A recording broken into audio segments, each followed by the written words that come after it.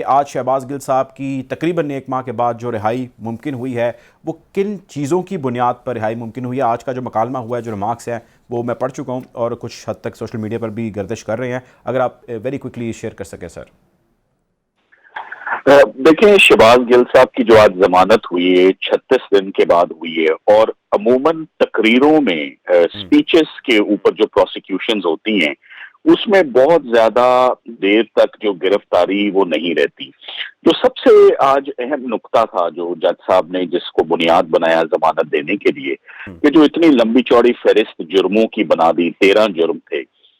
उन 13 जुर्मों में से जो सबॉर्डिनेट कोर्ट थी सेशन जज की, उन्होंने कहा 12 जुर्मों का तो इतलाक ही नहीं होता, वो ट्रैक्ट नहीं होते। तो पीछे रह गई थी बगावत और सेडिशन। ये बहुत ही सीरियस, बहुत ही पेचीदा ये जुर्म है जिनमें फेडरल गवर्नमेंट जो है ये इनिशिएट करती है, ये ऑफेंसेस अगेंस्ट द स्टेट है।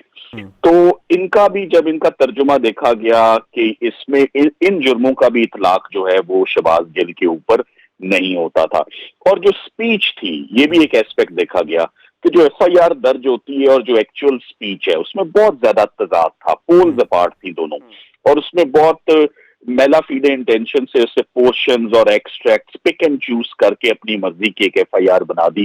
तो ये तमाम नुक्ते, और फिर किसी भी जितनी भी जमानतें इस जुर्म के ऊपर हुई हैं आज तक, वो इसी नुक्ते पर होती हैं कि ये ट्रायल कोर्ट फैसला करेगी एविडेंस रिकॉर्ड होने के बाद कि क्या ये म्यूटनी, सेडिशन, बगावत का इर्तिकाब हुआ है इसमें या नहीं। ये बेल स्टेज पर किसी को भी अदालत जो है वो behind the bars for an indefinite period of time नहीं रख सकती। तो ये अहम पॉइंट्स थे जी।